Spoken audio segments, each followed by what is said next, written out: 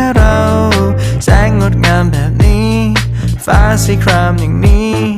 โตคลื่นตอนกลางวันพอตกเย็นนั้นก็มาเต้นรำกัน 6 in the morning ไม่ต้องรีบนอน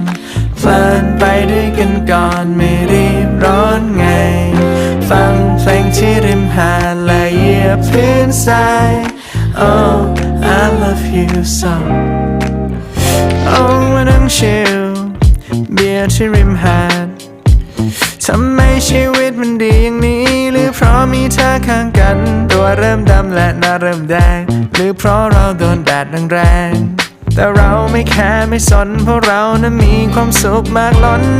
6 in the morning ไม่ต้องรีบนอนเพลินไปด้วยกันก่อนไม่รีบร้อนไงฟังเพลงที่ริมหาดและเหยียบพื้นทราย